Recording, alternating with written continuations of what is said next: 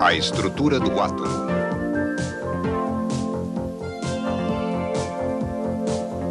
Espectros. O modelo clássico de átomo se tornou obsoleto no início do século XX.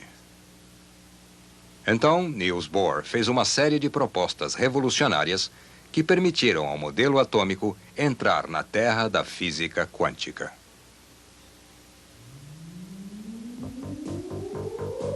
Bohr propôs que um elétron orbitando o núcleo de um átomo é obrigado a ocupar certas órbitas definidas ou níveis de energia. Ele normalmente não emite radiação quando está no estado estável ou órbita mais próxima, ou em nenhum estado excitado, como são chamadas as mais distantes órbitas possíveis.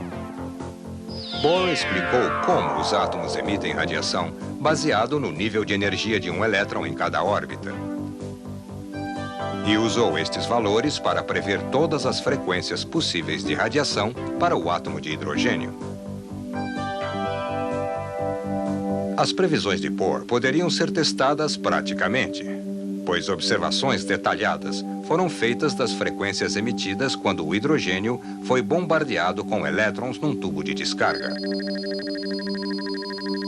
No final do século XIX, um professor de uma escola suíça, Johann Balmer, tinha observado as linhas espectrais na região visível do espectro de gás de hidrogênio excitado.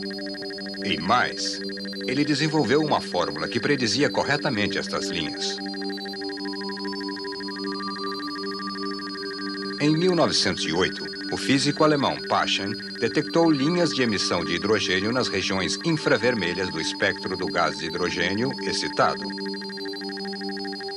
Em 1914, Theodor Lyman identificou a região ultravioleta do espectro. As previsões de Bohr conferiam com todas essas observações em alto grau de precisão. Mesmo assim, Balmer havia produzido uma fórmula funcional para a previsão das linhas, mas ninguém sabia realmente por que funcionava.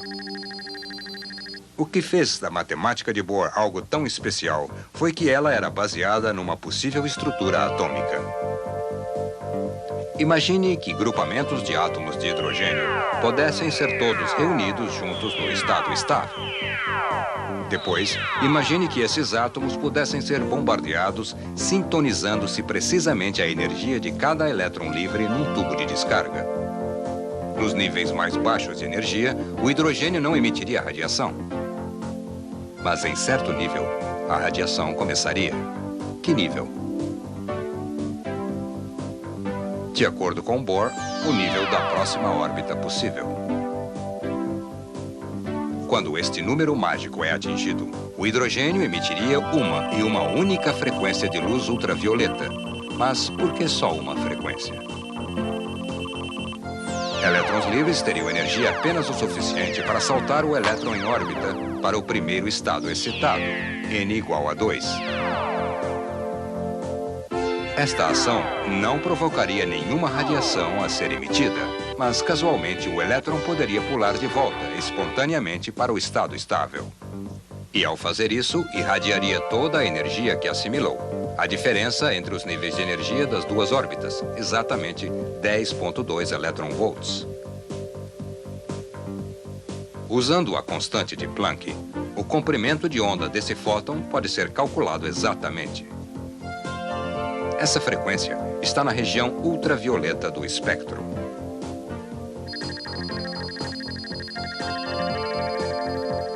Bohr propôs que cada linha de emissão no espectro de hidrogênio corresponde à diferença de energia entre duas específicas órbitas permitidas. As séries de Palmer são produzidas quando os elétrons caem entre as órbitas n igual a 3 para n igual a 2. N igual a 4 para n igual a 2. E assim por diante.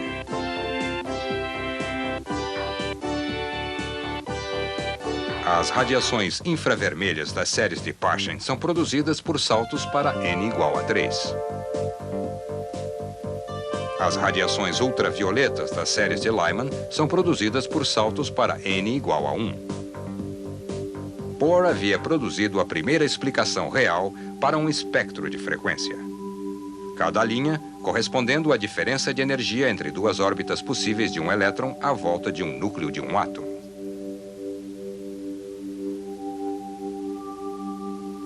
O modelo de Bohr desvendou um outro mistério da ciência que era de grande valor prático, mas que estava completamente inexplicado. No início do século XIX, o cientista inglês William Wollaston observou 7 linhas escuras no espectro solar. Uma década depois, Fraunhofer decompôs estas 7 linhas iniciais em muitas centenas. Em 1860, Kirchhoff descobriu que quando uma intensa fonte de luz passa através de um espectrômetro para produzir um espectro e uma chama de sódio é interposta, algumas das linhas escuras de Fraunhofer são produzidas. Kirchhoff reconheceu que certa substância capaz de emitir determinado espectro de linha tem um poder de absorção muito forte para a mesma linha. O modelo de Bohr sugeria a razão. Um elétron pode emitir uma frequência especial quando ele cai de uma órbita para outra. E pode também absorver um fóton exatamente da mesma frequência que lhe deu energia para saltar na direção oposta para um estado de excitação mais alto. Muito antes da explicação de Bohr, o trabalho de Kirchhoff havia fornecido a técnica da análise espectral, o que permitiu que os cientistas pudessem determinar a composição não apenas de certos compostos químicos, mas também de substâncias fora da Terra, incluindo o Sol e as estrelas. Vejamos como funciona. Uma intensa fonte de luz como o Sol irradia em todas as direções. Somente uma parte de toda a luz irradiada, entretanto, é recebida diretamente pelo observador. Se uma chama de sódio é colocada no caminho da luz, o sódio absorve e depois reirradia somente certas frequências. A reirradiação também se dá em todas as direções. Portanto, apenas uma pequena fração da frequência irradiada e absorvida continua na direção original. O resultado é um agudo decréscimo da intensidade da luz que atinge um observador desta porção do espectro e, por isso, fornece o aspecto das linhas escuras no espectro.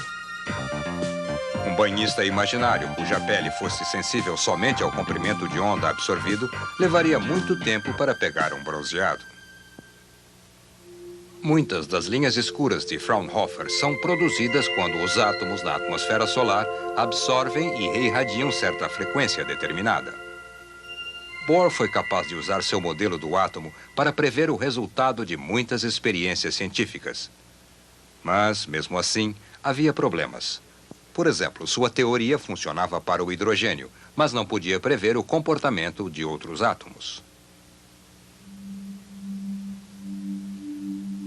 Todavia, Niels Bohr tinha feito um tremendo esforço no caminho para a compreensão da estrutura atômica.